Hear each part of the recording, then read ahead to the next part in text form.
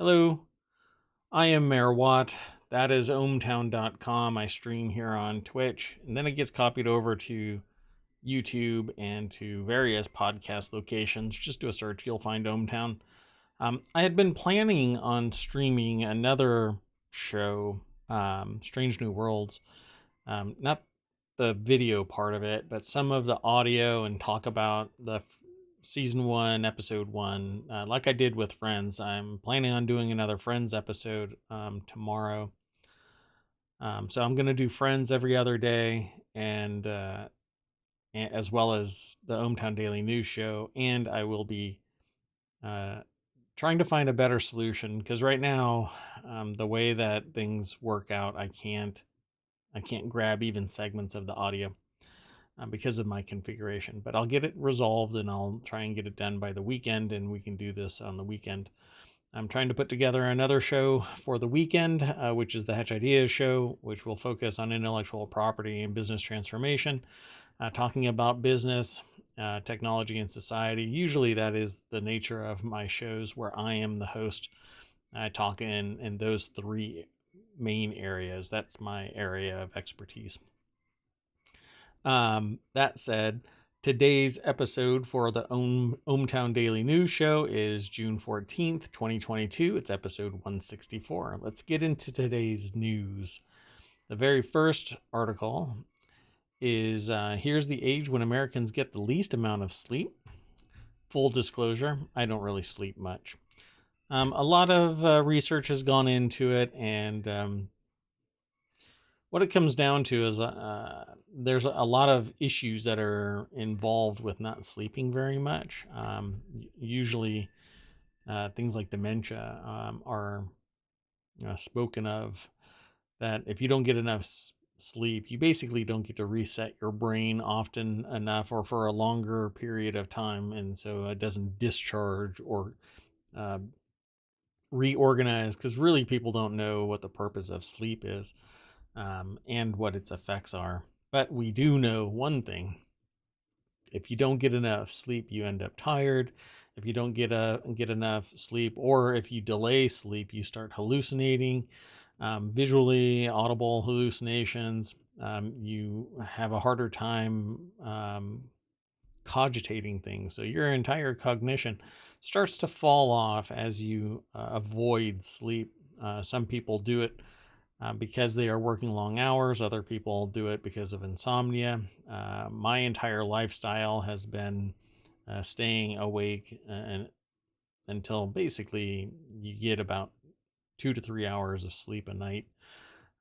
Mainly because I like working on a lot of projects. I like reading the news and interacting, consuming information, and it tends to keep me up. So this article here, it says story at a glance. Medical College of Georgia, MCG, investigators used data from a nationally representative sample of 11,279 participants age 6 or older, each of which wore a device on their non-dominant wrist that measured movement and gauged sleep. The participants wore the device for 24 hours a day over a period of 7 days, finding generally the nighttime sleep declines with increasing age. Yet the study suggests Americans sleep efficiently. Let's go over and click this link. It's over at The Hill. The article, it says, it has a little caption that says, people think children and adolescents sleep later, and we found this. And during middle age, people sleep less, and our findings support that objectively, one of the study's authors said. So they sampled a large number of people for this. Now, is it really representative, nationally representative? I don't know. But a random or pseudo-random sampling of 11,279 participants from age 6 and up. I don't know. And there's a lot of age in that. So I don't know if you can have really a representative participant from all of those age ranges and at each of those ages, let alone ranges of it, but you know, individual ages, it seems like it's a stretch. Participants wore a device for 24 hours a day, so it isn't uh, it isn't necessary to put on a device when you're going to sleep to measure how much you're sleeping. Like my Apple Watch detects when I'm asleep, finding generally that nighttime sleep declines with increasing age. Yeah, we start to fall asleep in the middle of the day. Yet the study suggests that American sleep efficiency. I don't know about if we are really sleeping efficiently. Um, the time one actually the time one is actually asleep compared to time carved out for sleep also declines with age, but tends to stabilize from age 30 to 60. So Americans get the least amount of sleep around age 40. Yeah, we're that's heading towards midlife crisis. So I can imagine you're trying to figure out your finances and your future and your kids and marriage, if marriage, there's a lot, there's a lot going on at age 40. And if you don't do it at 40, then you kick the can down to 50. And if you don't do it then you're pretty much on the decline of planning. And you'll start worrying about stuff at 50 and 60. So um, when there are declining them, or when there's more years behind you than there is in front of you, you kind of start to worry about different things. It says here, traditionally people think sleep efficiency goes straight down with age, but we did find that there's a stable period from ages 30 to 60 years old that you have quite stable sleep efficiency. Yeah, I don't know. I'd be curious. I'll have to hunt down the actual article, the research paper. It says Americans get in a new study. So I'm going to click the link. I very rarely click links inside the links that are aggregated over at ohmTown. But I'm going to click this link and it'll take us over to nature.com, which is the source of this. Oh, it didn't actually do it. Weird. Um, my trackball is acting funny. So it's epidemiology of accelerometer, right? Accelerometer. So, oh my God, my brain.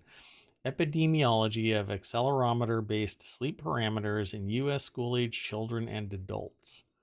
And it's N. Haynes 2011 to 2014. That's an interesting time frame, but they ran it for that period. Is that really the time frame? Um, Obviously, there is only so much information that I'm probably going to be, oh no, it's publicly available apparently.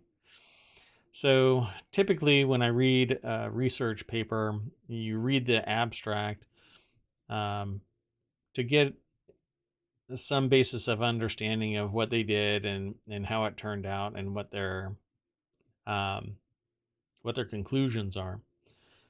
And then you can go down all the way to the very end and look at the conclusions. Let's see if they have it listed that same way. Wow, so discussion. I want to see something else. So these are all their references. So they receive funding from NIH and AH, and SS receives funds from NIH. All authors have stated that there were no financial or other relationships that might lead to a conflict of interest. So this is something that I always look at to it changes the tone of what you are reading. There have been times where I've read a research paper on like GMO or something like that, and it comes from the funding comes from an organization that is either pro or con GMO or whatever it might be. I'm just using it as an example. But there's always this inherent known bias, and you have to kind of weigh the results. It's kind of like reading a research paper about cigarettes, and that's funded by a cigarette manufacturer, and they're deducing that, oh, don't worry, cigarettes are not really the cause of cancer, lung cancer. So once you read either the discussion or the conclusions, you can go back and look at all of the rest of the results. because it shouldn't be a surprise what you read once you read the abstract and the conclusion. Um, and just kind of go from there. So I want to see something. So the National Health and Nutrition Examination Survey,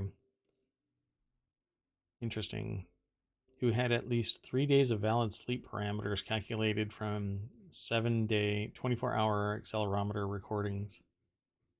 Okay. So sleep duration showed a U-shape association with age and reached the minimum at age 40 and started to increase again around age 50. The clock time for sleep onset delayed with age and reached the maximum at about age 20. That's really interesting. Let's look at some of these results.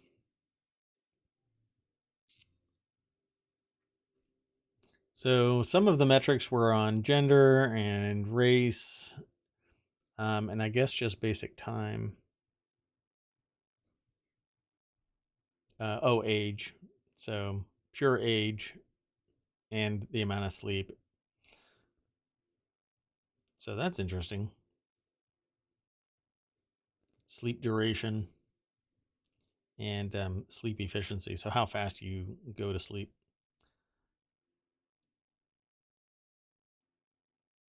Interesting. Okay, folks, let me continue on with the news. But now you know what to look for. The next article is private space company botches second NASA mission after launch malfunction. Yeah, this is kind of rough. Astra has launched about 10 craft into space. This last one with some microsatellites. They're little 4-inch by 4-inch cube satellites. You can hold them in your hand. Apparently, it malfunctioned, and I don't know where. I don't know if they know where it ended up, but it's off in the ocean somewhere. Hopefully, somebody goes out and they actually get it and return it. And there's a lot of proprietary information, some basic research, fundamental research, and it really bothers me that fundamental research is very costly, time consuming. I mean, it's something that is very important to the economy, but it costs the economy quite a bit. And it slows down, I guess, the evolution of technology, society in general. And why do I say it like that? It's because somebody else can come and steal the fundamental research that has been done by other people, and then they just kind of slap their badge on it, and suddenly it's theirs. And I think it's just fraud. It's criminal. It's absolutely criminal. Well, anyway, that's neither here nor there. The reason why I said it is because this equipment is out there now in the ocean somewhere, and somebody can go and get it. The malfunction, which was caused by a premature shutdown of one of the rocket engines, marks the company's second botched attempt to launch NASA satellites this year, following a February mission that ended in failure when the rocket spun out of control. Yeah, that happened near the edge of space, actually.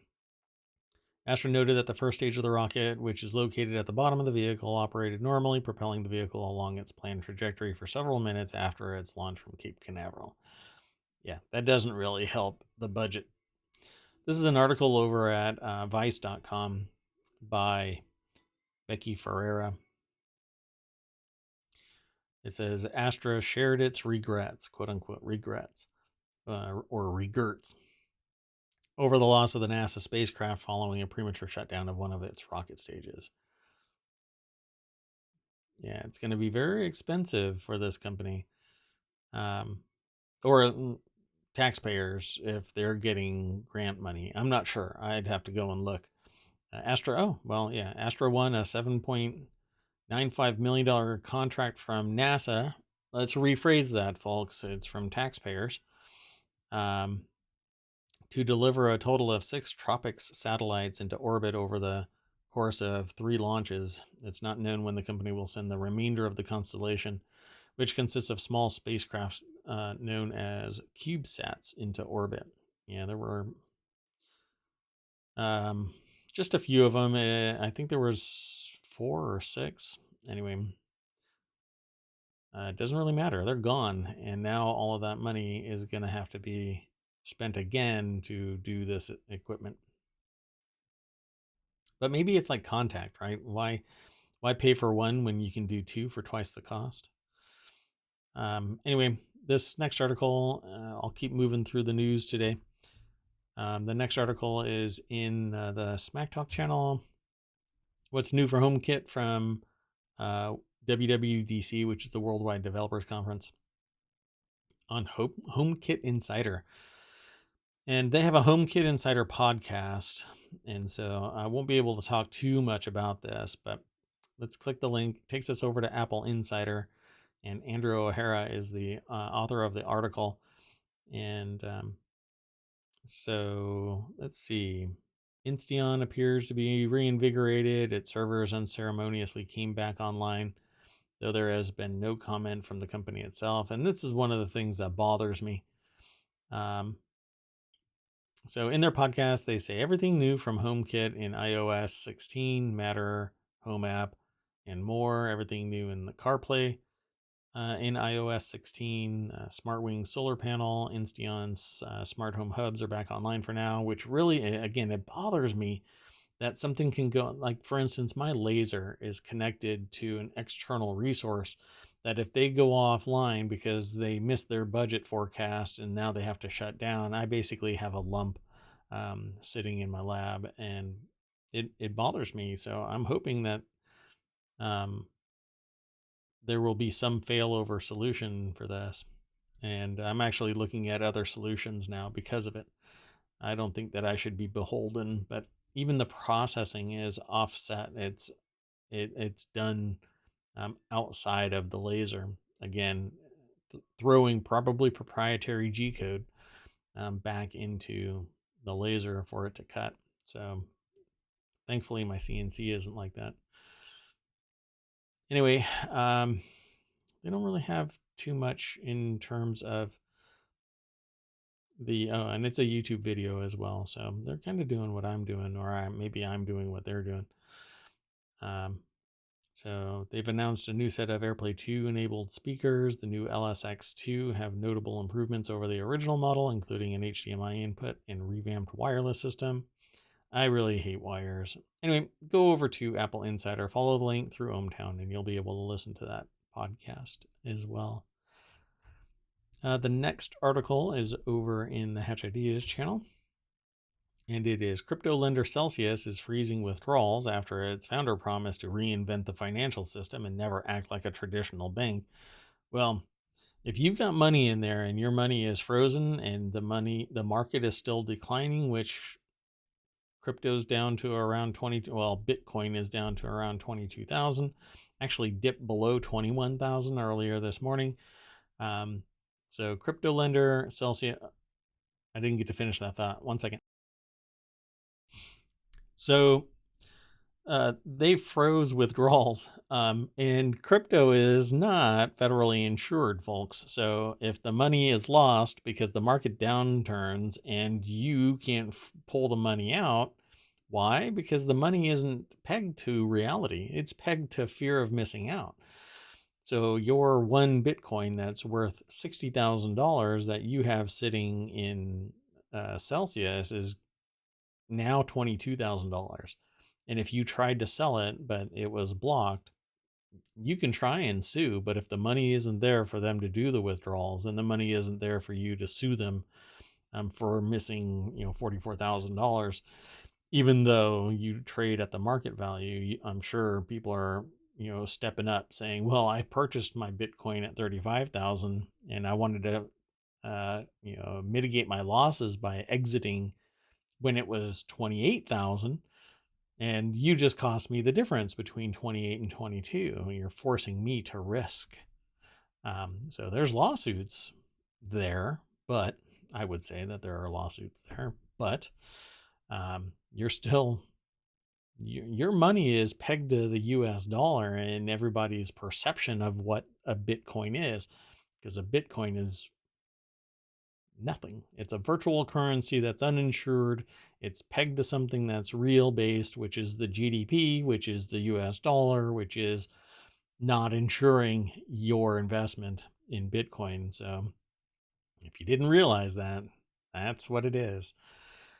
Crypto lender Celsius has frozen all withdrawals, swaps, and transfers between accounts. The network's founder, Alex Mashinsky, pledged to revolutionize finance and has said that he hates the banks. Celsius froze accounts just a month after Terra's Luna cryptocurrency crashed to zero.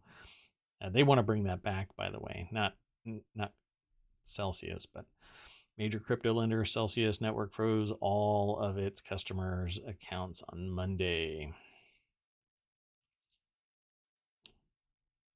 That's just bad for business. I'm sure some people are saying this is good for crypto. Anyway, this is an article over at businessinsider.com by George Glover, or Glover. I'm not sure how he pronounces his name. And let's see if there's anything else in there. Mashinsky also promised in the past to unbank the banked and bank the unbanked, whatever that means. With cryptocurrencies plummeting, Celsius moved to freeze all withdrawal swaps and transfers. Just kind of restating what they say in this article. The project's founder, Do Kwon, who had previously mocked one of his critics for being poor, has since been accused of siphoning up to $80 million a month from Terra before two cryptocurrencies crashed. Yeah. And that's kind of how it goes. I mean, you don't... a lot of CEOs pay themselves first, and that's kind of what this is. You can bet that their draw has been sustained.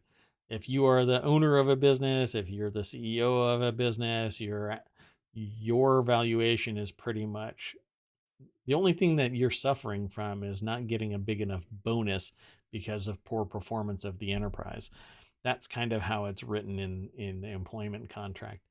And then you can be replaced by the board, but you can bet your butt that the stakeholders are still getting their draw. The principals are still getting their draw, regardless of the performance of the business. They'd rather fire people. And I'm not talking about them in particular. I'm talking about CEOs in general, business owners in general. And the phrase that I've used when I've made comments to others about justifying firing 500 people is, well, if my business fails because I kept 500 people on, that means that the business fails at its core, and that means 1,000 people lose their jobs. So, I would rather fire 500 people than keep running for 6 months and then have to fire 1,000 people. And not only do I not have any ongoing concern, but 1,000 people are out of a job as well. So there's a lot to it, and you can get into greater fidelity of this discussion if you are interested in it. But that is really the real justification. But the social aspect of it is, if you're the owner of a business and you're getting your draw and it's $1 million a year, yet if you were to lower your draw to $150,000 and survive more on your previous years of draw, then why not do it? But that's not necessarily what happens. Sometimes, depending on the CEO, so depending on the owner of the business, they will draw until this thing is like a lawn dart stuck in the dirt. And you know what happened with lawn darts, right? They were outlawed here in the US. Anyway, if you told me you owned all the Bitcoin in the world and you offered it to me for $25, I wouldn't take it, Buffett said at a Berkshire annual shareholders meeting last month. What would I do with it? But Warren Buffett is also the one that owns Berkshire Hathaway, and they don't split their stock either. So there's a lot of value just kind of tied up in that mentality of not liking non-fundamental, non-holistic understanding of a business. one method is both pragmatic and uh, thoughtful investment, and the other where all you do is shoot from the hip because you see an upward trend in your technicals, and you get on board early and you get out when you have a perceived peak, and you keep on doing it again and again and again, which is basically day trading. um, that is creating wealth with zero value. There's no ethical or moral compass there other than essentially it is to drive the price up until it peaks, and then you sell, and as you sell the price drops because the perceived value of it is declining. And then you're not really looking at fundamentals when you do that kind of investing. And that's basically crypto. Fear of missing out. Everybody wanted to get on board because they could drive the profit up, the value up. But stock market, crypto, it's all the same. Money chasing money. And sometimes people go from near poverty to millionaire status simply because they happen to be an early adopter and leave their USB key with Bitcoin laying around. Anyway, the next article is one of those I'm hoping for self-fulfilling prophecy kind of a things. Let me copy this the right way. Boink. Okay. So this next article is in the Hatch Ideas channel. Bitcoin could easily recover to 100,000 over the next 24 months, powered by tech developments and macroeconomic improvements, says Anthony Scaramucci. This is, I think, the same person that they refer to in the media as the Mooch. The sell-off in Bitcoin and Ethereum are buying opportunities. Anthony Scaramucci said on Monday he still sees Bitcoin going up to $100,000 over the next 12 to 24 months. Yeah, right. I'm improving, an improving macroeconomic picture will be a factor in helping crypto prices recover. This is just dreaming. Bitcoin's beatdown is a buying opportunity before the cryptocurrency makes a sustained turnaround to advance to $100,000 over the next 12 to 14 months. No, 12 to 24 months. I think there's a typo. Either here is a typo or up there is a typo. Somewhere there is a typo. So if it's 24 months, this is kind of like saying the end of the world is nigh, and then kicking the can down the road as you start approaching those deadlines. The whole thing about winning, oh, I'm winning. No, you're still losing. It's still not happening. Don't try to make fetch happen. It's not going to work. So Bitcoin is getting hammered, but its volatility is inherent in its particular system. It's not pegged to anything real internally. It has an external influencer, and that is the gross domestic product and the people who are perceiving Bitcoin to have value and the value of Bitcoin in US dollars. Well, people are taking the money and running. And people aren't accepting Bitcoin, and the market, the real market, not just the stock market, but the CPI, inflation, GDP, job outlook, etc., conflict, all of this is weighing on people, and they want real money. And I have a whole problem with some economic concepts that I'd love to have people in the know come and chat with me. He appeared as Bitcoin during Monday's session sank 15% to $22,829. Yeah, this morning it fell to that. Actually, wait, let me see something.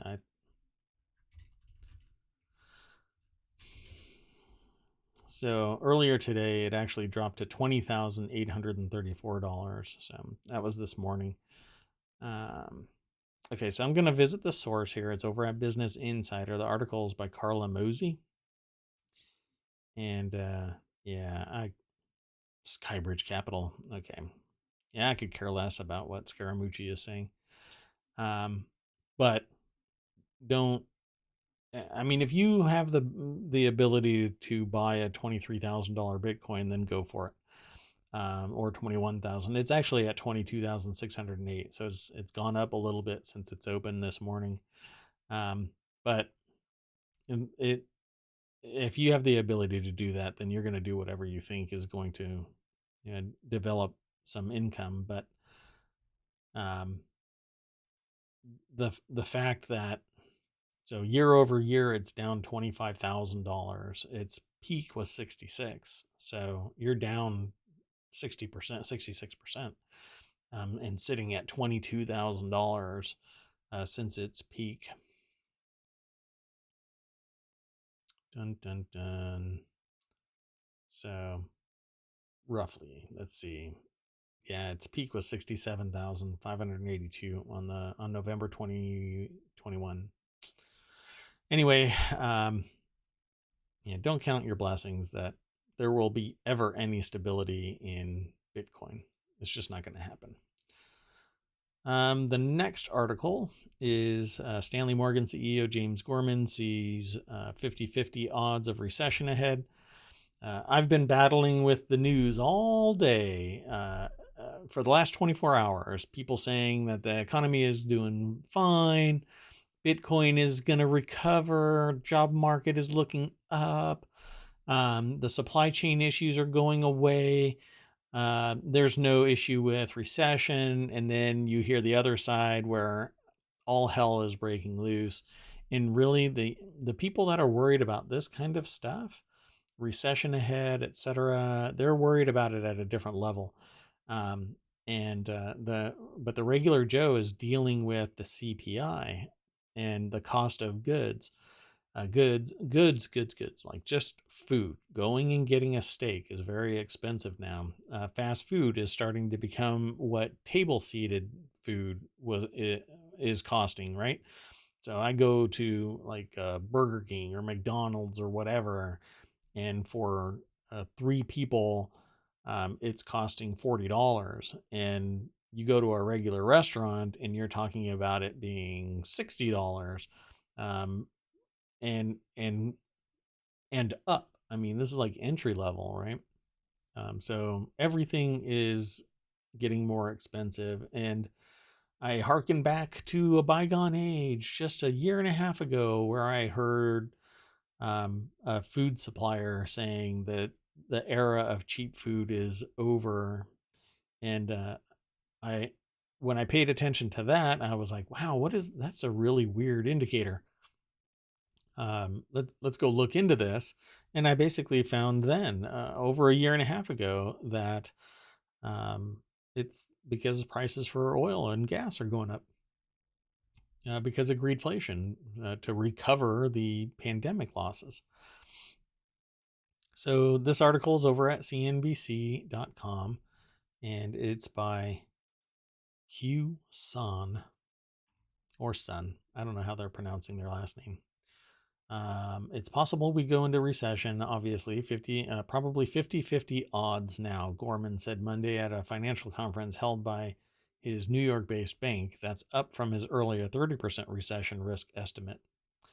I don't think we're falling into some massive hole over the next few years. I think eventually the Fed will get hold of inflation, he said. You know that it's going to be bumpy. People's 401k plans are going to be down this year.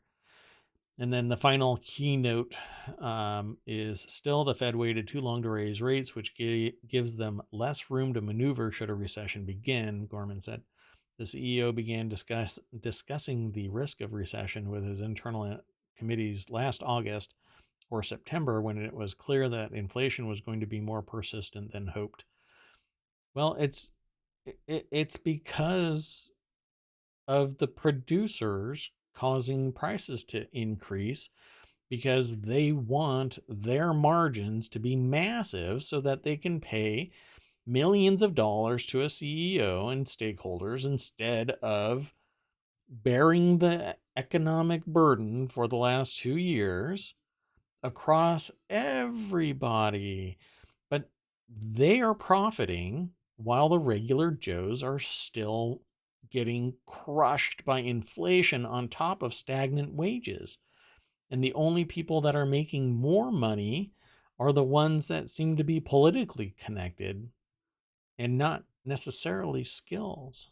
It's, again, the old standby of it's not what you know, it's who you know. So 50-50 odds of recession? Yeah, I think it's more on the 80-20. It's the Pareto rule of inflation. Let's continue on to the next article. The next article is in the Hatch Ideas channel. U.S. wants companies to buy Russian fertilizer as agricultural commodities market spiral and a global food crisis looms. Yeah. The U.S. has been quietly pushing companies to ramp up Russian fertilizer trade as a global food crisis looms. Bloomberg reports this year Russian fertilizer exports have fallen 24% per the report. Meanwhile, Ukraine has over 25 million tons of grain, sunflower oil, and other goods stuck in the country. That's because Russia has basically taken over the ports. That is really the goal of what I think this invasion of Ukraine is all about, getting to that warm water ports to make their exfiltration of in-country resources theirs and not Ukraine. So as I kind of suggested on day one of this invasion, the objective really is to take enough of Ukraine over so that Crimea is completely contained within Russian control, and it's a broader range of land that's allowing Russia to control everything from Crimea all the way up to Russia and not have to do anything close to Ukraine. I figured that they'd come all the way over to the river that bisects Ukraine, but that hasn't happened. So good luck to Ukraine, kind of pushing Russia back out. It's going to be pretty tough. The U.S. has been quietly pushing those companies, but others are still having problems. India has an embargo on exporting wheat. I still don't know why my stream just dies periodically. The U.S. wants companies to ramp up purchases. So why start purchasing fertilizer from Russia if there's an embargo on everything else financial?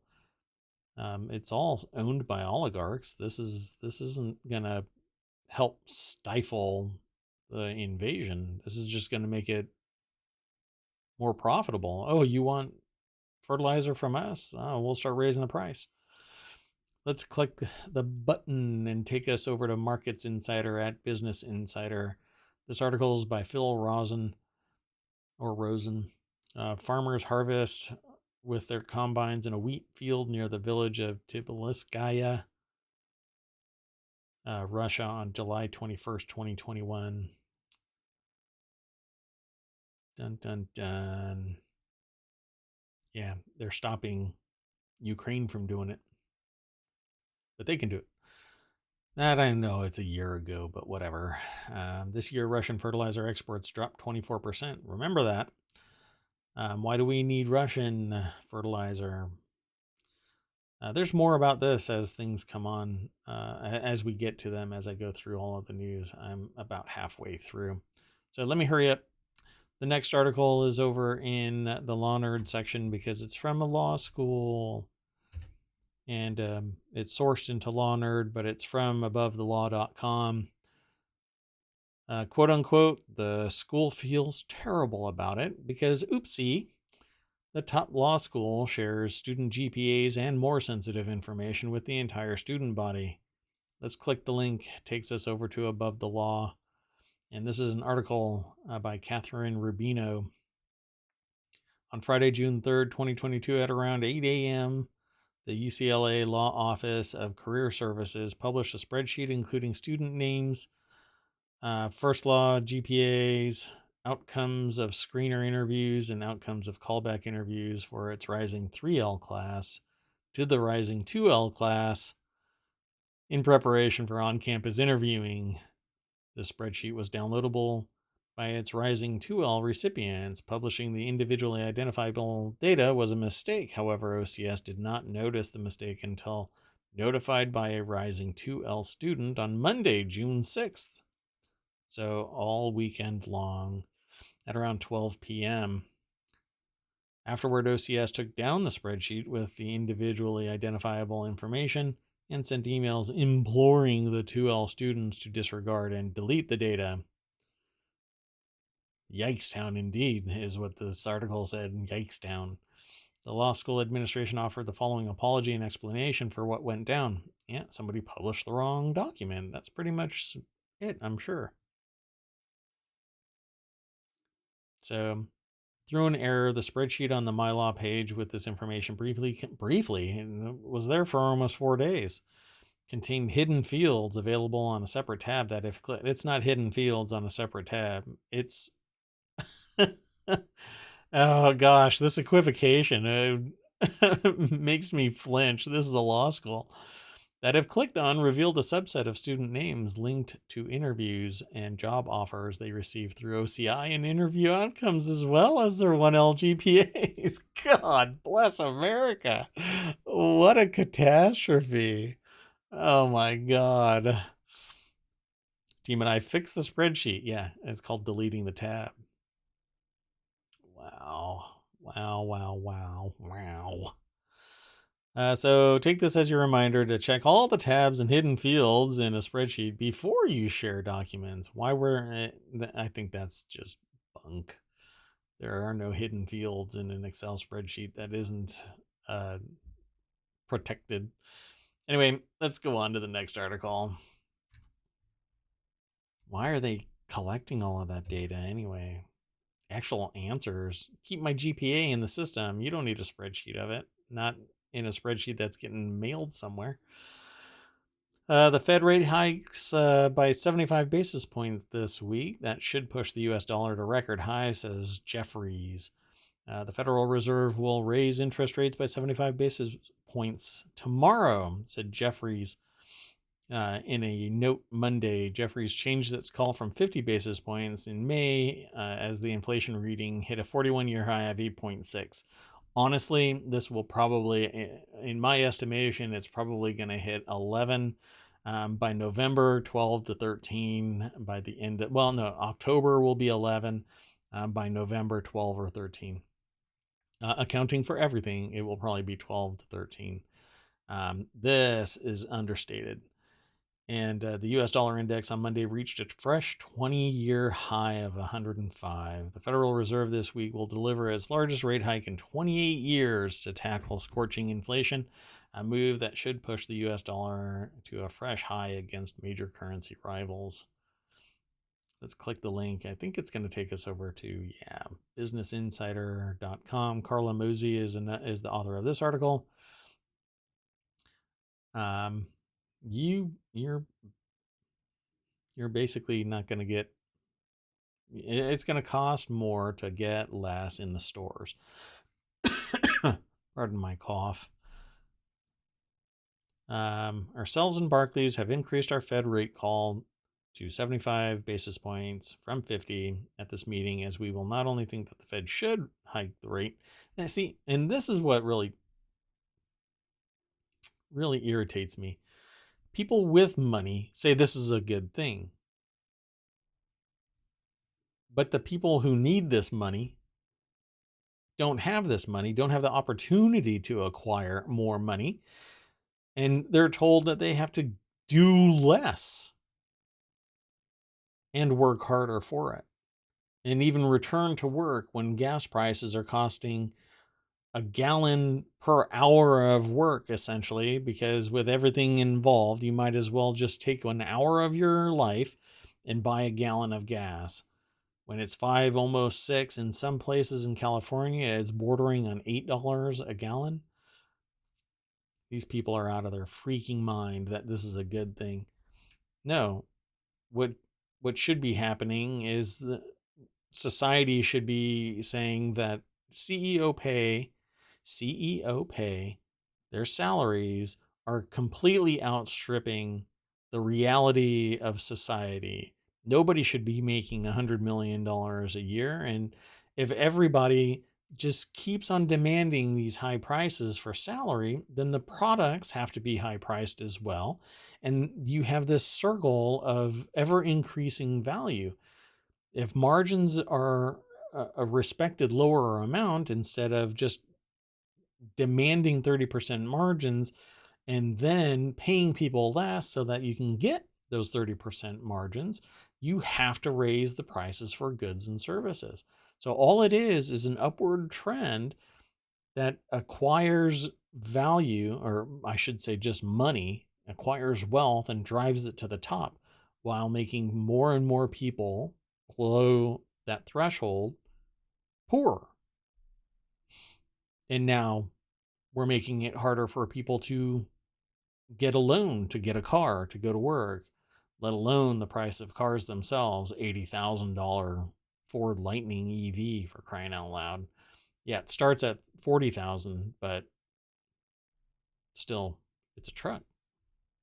You know, I mean, $40,000 is a third of a house in some places.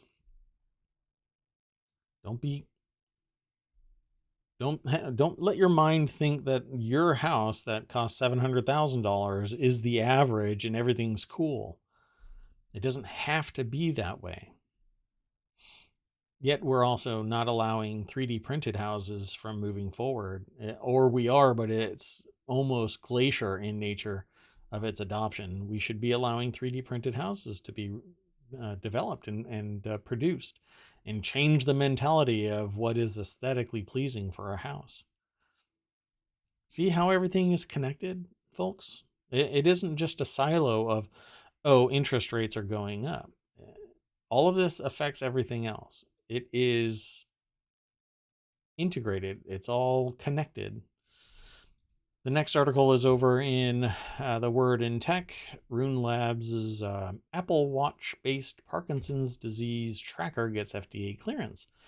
Software that helps people with Parkinson's disease track symptoms through their Apple Watch received clearance from the FDA, the company behind the tool announced today. It automatically tracks things like tremors, and it lets patients report symptoms and medication usage. So, neurology company Rune Labs built software called Strive PD. It lets clinicians track their patients' progress and any changes in symptoms from the neurological disorder, which causes involuntary movements and difficulty with coordination. The passive data collection means patients don't have to try and remember. So, this is an article over at TheVerge.com by Nicole Wetzman. And it says Apple wrote a letter of support as part of the application, which I think is great. And I think that any software, anything that tracks Parkinson's, which is largely, it's an unknown issue, but research is underway. And we need more of this research because there are a lot of sufferers from Parkinson's. But something as simple as marijuana can calm the symptoms, but not reverse the neurological disorder. Yet it has to be something that is processed through a doctor. Even though you can buy cigarettes that give you cancer, you have to go through a doctor and be in a state that allows for smoking a joint. You know, kind of interesting, right? Cigarettes are legal, alcohol is legal, both of which are known poisons, right? You don't get intoxicated because alcohol is good for you. You get intoxicated because alcohol is a poison. And your body is processing it, and some of it gets into your brain. Same thing with cigarettes. It is toxic. It has tar and other chemicals to retard the burn rate so that you feel that you are getting your money's worth when you pay $35 for a carton of cigarettes. Or more. I'm not sure how much. How much is a carton of cigarettes nowadays? Let's see. In California. So $100. Pardon me. Well, wait. Let me redo that. So in California, it's $9.63 and $2.87 of taxes. And cigarettes will kill you. Okay, let's just move on. I'm not even going to get into this. So good luck to the Parkinson's disease tracker. The next article is a Fidelity study reveals most teens think investing is confusing, but here's how parents can help. I encourage you to teach your children how to, if you have children or if you are a teen right now and watching this or hearing this, I think that you should learn some investing techniques and start early. Something that cost $150 in 1975 is now just shy of $1,000, around $800. So, and all it had to do was sit there. So if you start today and you throw $150 a month into a savings fund, by the time you are working, you'll probably be able to pay for college on your own and allow your parents to enjoy their retirement.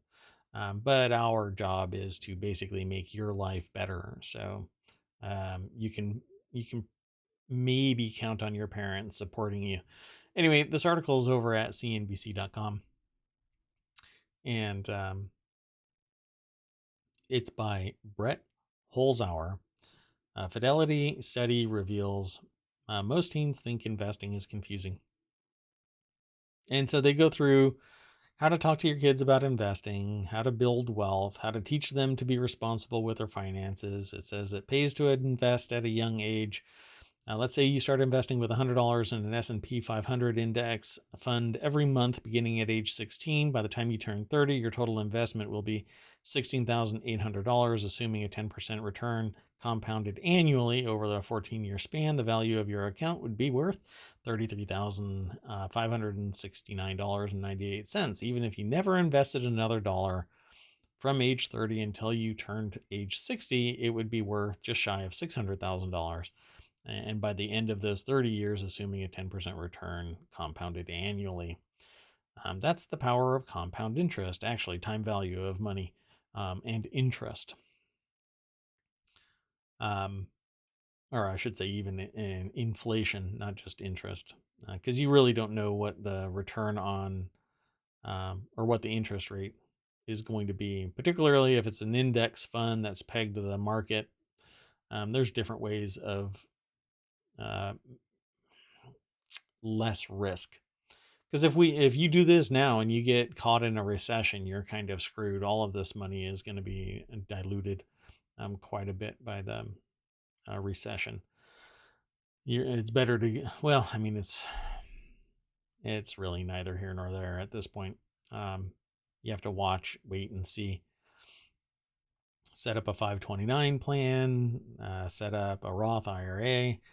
529s are tax advantaged accounts for educational expenses. So you parents invest money in a 529. When your kid goes to school, you can draw from the 529 and pay for school. And it's tax-free. So, or advantaged, I should say. Pardon me. And there's all kinds of people that are going to be selling you on that kind of stuff in this article. So follow the road through ohmTown over to CNBC, and you can get some more information about it. The next article is in the Mobile Channel. Battles over birth control in Missouri foreshadow a post-Roe world. Yep, gotta be real today. This next article, it says the demise of Roe v. Wade would make the need for effective birth control more urgent than ever, yet many American women still have a hard time obtaining it. That's because it isn't a guy who gets pregnant. You know, if men were the ones that are getting pregnant, you could pretty much count on, let's say we do an evolutionary swap and men suddenly have to carry a child full term. I guarantee you birth control would be the number one priority in Congress and everybody would get it for free. And you wouldn't need anything other than, everybody would be smacking each other on the back saying, good job, guys. You did a great thing. And Roe v. Wade would be codified in American history forever and never even approachable. It would be turned into the battlefront like the Second Amendment is, but it isn't. It's somebody else. It's women. And so you have to fight for birth control. You have to fight for your right not to party. Don't say that. You have to fight. And those who find the value, the benefit to society in fighting for women's rights, for birth control, and for their control over their own body, while the same people that are saying they want to get rid of Roe v. Wade, they are the ones that are still shouting from the hills that you can't tell me what to do with my body. I won't wear a mask. I won't get a vaccination.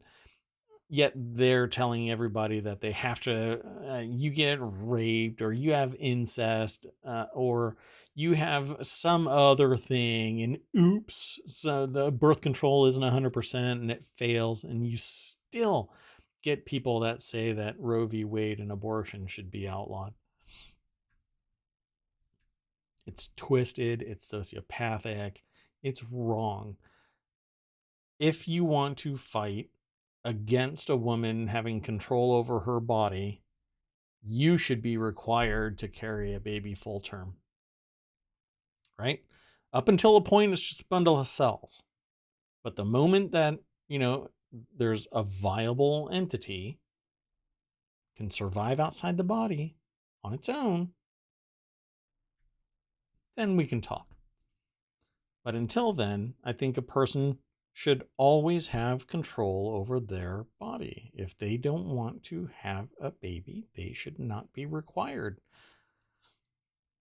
And hate to break it to you all, abortion's been around a whole lot longer.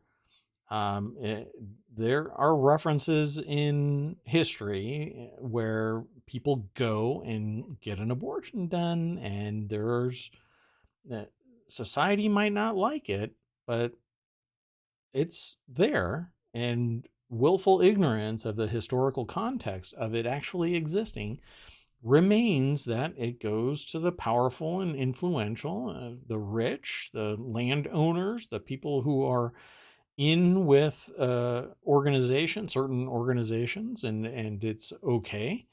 But if you are poor or you're a single woman or whatever, you're ostracized. So there's a societal impact here, folks. And I don't think that anybody should tell anybody else what they can do with their body when it has no other impact on somebody else. The only person that has to deal with this is the woman. Not the other person involved, because you need two to tango. But nobody should be telling someone that they have to carry full term. So let's go on with it's a battle in Missouri over birth control. And you can read more about it. Essentially, the clinic has never performed abortions, but with the Supreme Court widely expected to revoke the constitutional right to abortion that it established in Roe v. Wade, its work has never been more essential, and its nurse practitioners and patients have never felt more threatened. Last year, the Republican-led Missouri state voted to ban taxpayer funding of two common methods of preventing pregnancy: intrauterine devices and emergency contraception, so-called morning after pill, which many abortion opponents regard as abortifacients. Okay, because they can prevent a fertilized egg from implanting in a woman's uterus. Fine. There are so many reasons to allow it. And fundamentalism is the only reason to not allow it. Again, it's the reason why people are adamant about getting vaccinations and wearing a mask is because you exhaling on someone can kill them. But I can't get you pregnant. right? If I'm pregnant, I can't get you pregnant just by walking by you. That's not how it works. And you aren't the one that's on the verge of being required to carry full term. So there's sociological impacts here.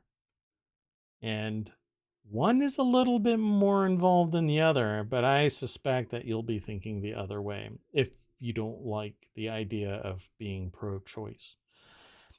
And that's what it is, it's a choice to have an abortion or not.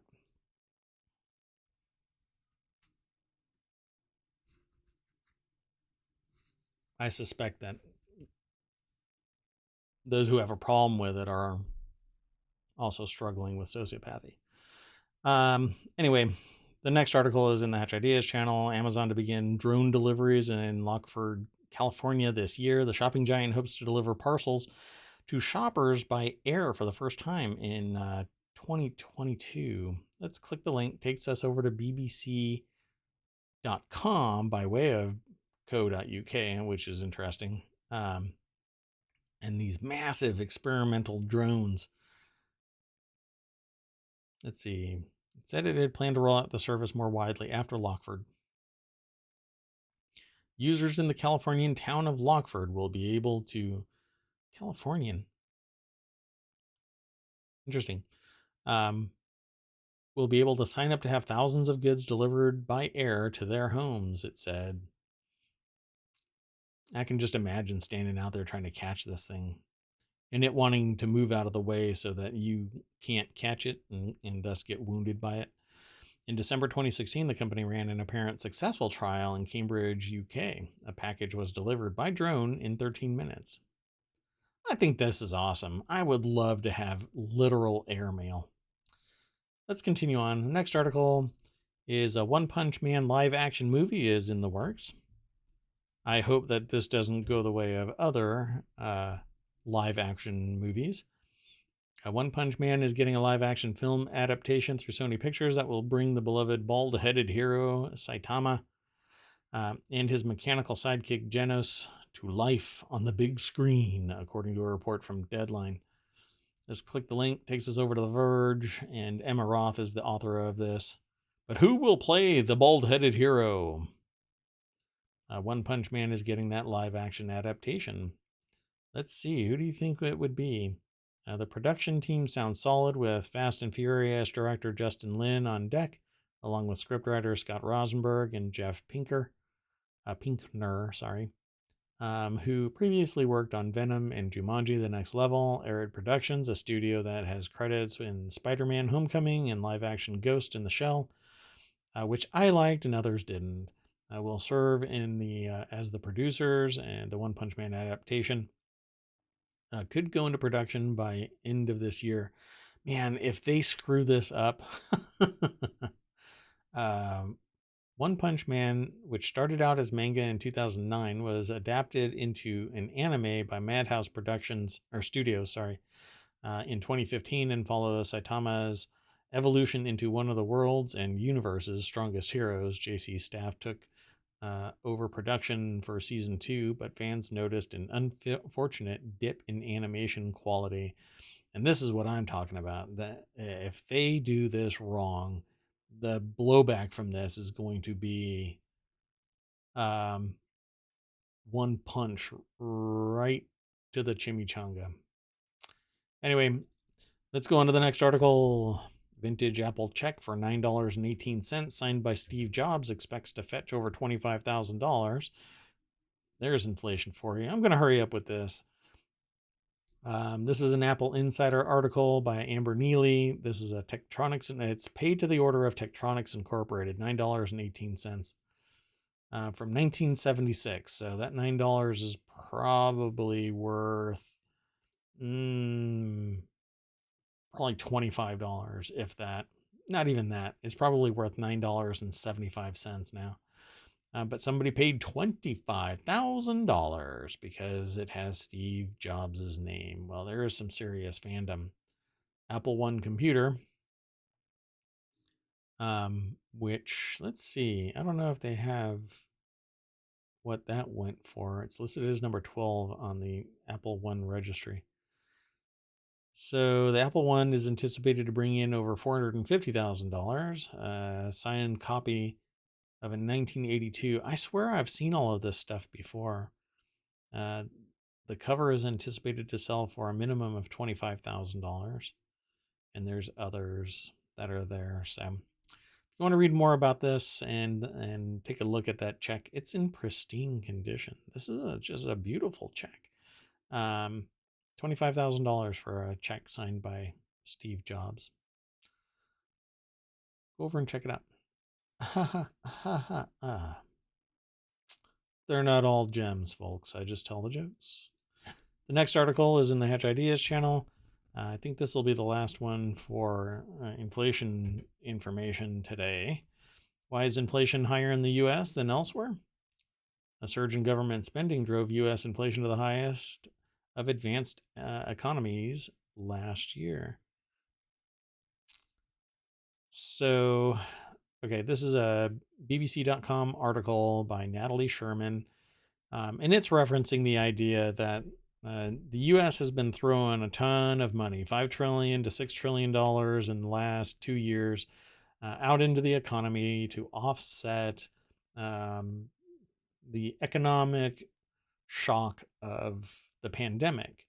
And a lot was spent, but it's out in the system, so it's going to have to get pulled back. But people are driving up the prices right now because there's a lot of money out there. It's all getting accrued by the producers, and the producers are the people that are at the fundamental level of getting food out, acquiring food and getting it out, and oil and gas and getting it out.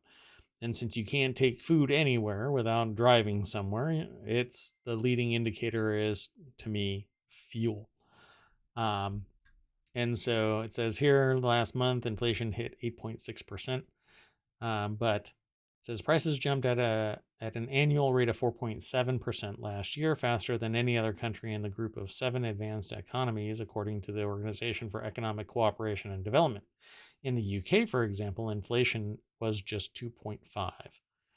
But again, we don't have the social support systems that the UK has, and so their tax per person is higher, and more money is flowing into and out of their system. Whereas for us, we take a whole bunch of taxpayer money and throw it out there, or we print more and end up having to pay back more, and we impact our dollar value. CPI goes up, cost of living goes up. But all of that wealth gets accrued at the top because it doesn't get paid back into the system. It gets exploited in a way to provide to generate more money off of the money itself. It doesn't go into social systems at the same rate that it does in the UK. So the UK basically is paying it out, getting it back, paying it out, getting it back. But you don't have, as far as I understand it, the same level of millionaires and billionaires that the US has. And that actually is a good thing. Why? Because that doesn't create a disparity between opportunity and what the future might hold for people. Right now, the 99% is getting squeezed further down in terms of the disparity between that 1% and the rest of the 99. Why? Because the producers are in the 1%. They're the ones that are getting the most money out of this, because the people who were given money during the pandemic bought goods, and that went into the CEO pay and bonus. That's why all of these companies have massive record profits during the pandemic. It literally went straight from the people who need it the most to the people who do not need it at all, let alone the most. And it really should have been the products and services purchased given to the people, and then that money put right back into the system, not into private hands, but it was bought and paid for by the government and doled out to people. And then that money would have been taxed at a different rate because it would have been purchased by the government. And you do it special. You do a special process so that it can be acquired again. Whatever was purchased was at a different rate because it was government contracting. But that brings us to rules and regulations for government contracting, purchasing goods and services and all of that kind of stuff. It's much more complex, and it would have been mitigated, this funneling of $5 trillion out into private hands, if it would have been done in a different way with a different type of economic system, that wasn't strictly capitalist. Right now, the way that it works is all of that money just went into private hands, and now it's controlled entirely by those who already have millions or billions of dollars. And now we're all paying the price, but it's unbalanced.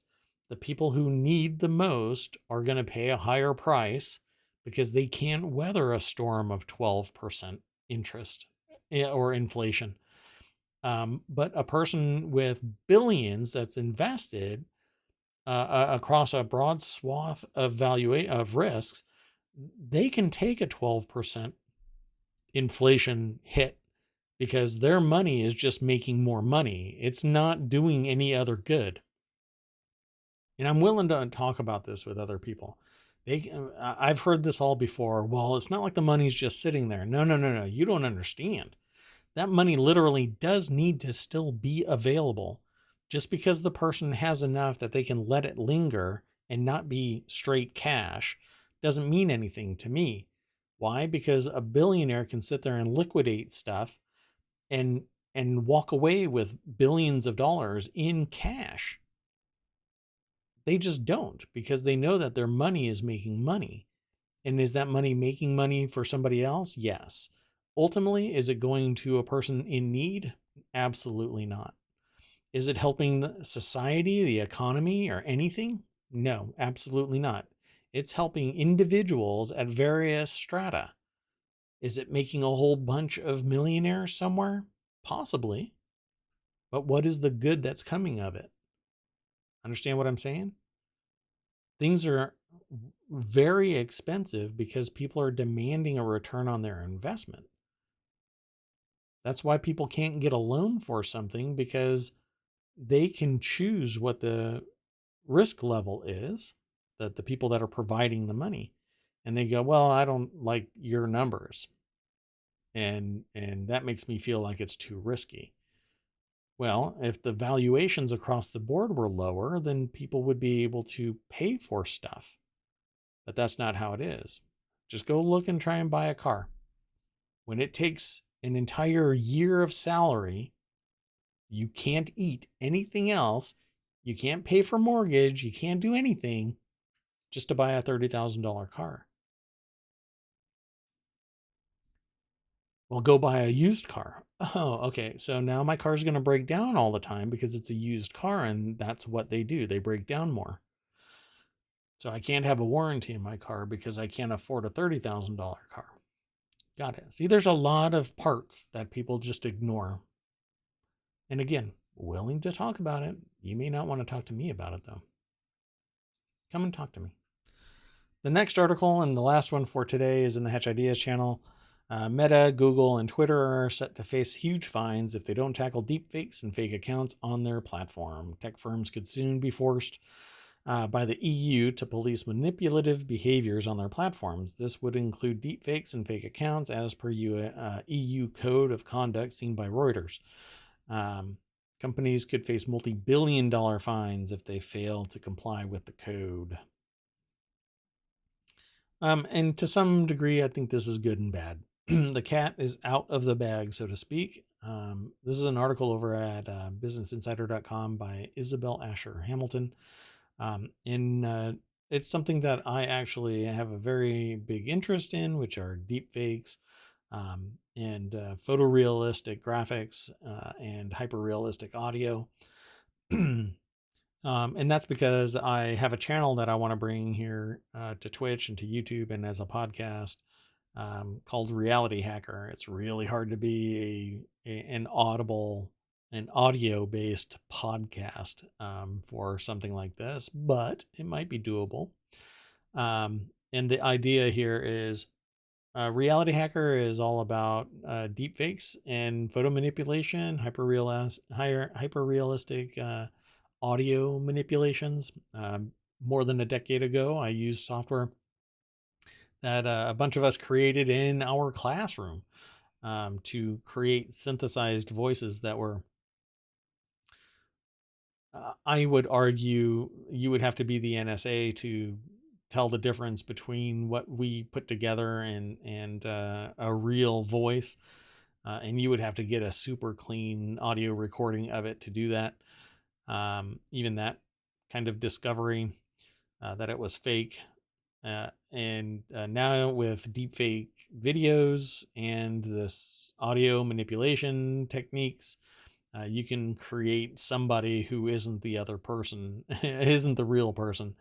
Literally, there's a website called This Person Doesn't Exist, and now you can do that with audio as well. And if you just wire it up, you can basically create a video of somebody saying things that either doesn't exist or is an exact duplicate of a person that's real. So it says, adopt, reinforce, and implement clear policies regarding impermissible manipulative behaviors and practices on their products based on the latest evidence on the conducts and tactics, techniques, and procedures employed by malicious actors. Basically, this is the uh, video and audio version of cybersecurity. Companies must deploy solutions that defend their networks from illegal, unauthorized access, or the exfiltration of personally identifiable information. This in the EU is basically saying you have to do the same thing with exfiltrated, or I should say, outward facing audio and video. You must defend the network, the internet, from these type of things. Um, and while and I really appreciate the EU's mentality on this, because I think that the US should have the right to be forgotten. I don't like the idea that, even though I don't have an account that I even touch anymore on Facebook, they're still tracking me through beacons on people's websites, because it can still be attached. It just can. You may think it can't be, but it can be. You have a machine profile that is letting various stakeholders know that you exist on a site, even here on Apple Insider.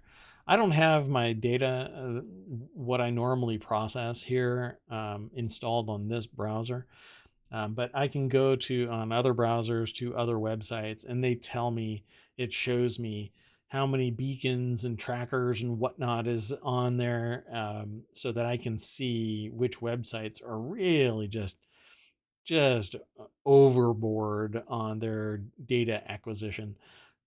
Some websites that I go to have like 100 elements that are telling some other organization who and what and how long and where I'm coming from and all kinds of stuff. And Google isn't necessarily the biggest offender. It's just one of many that are informing people, of who and what I'm doing. I'm not fond of my privacy being invaded, and the right to be forgotten allows me to disappear in terms of search engines. Um, and I think it should be extended to companies, where if I notify the company that my information must be purged, it should be purged. If I can do that with people, then I can do that with companies, but that's not how it happens. Information is still siphoned off to companies as I surf the net. And when I say I can do that with people, I can take my stuff when I break up with someone, and I can stop communicating with them. And the only way that they can know anything about me is if they're stalking me. And guess what? That's illegal. But you're stalked online.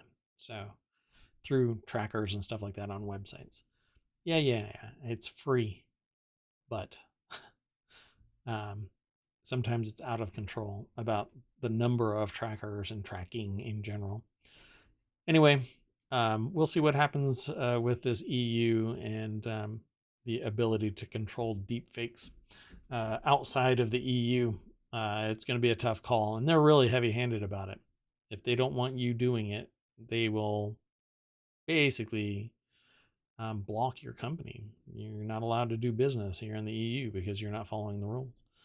Okay, so the next, that's it for today.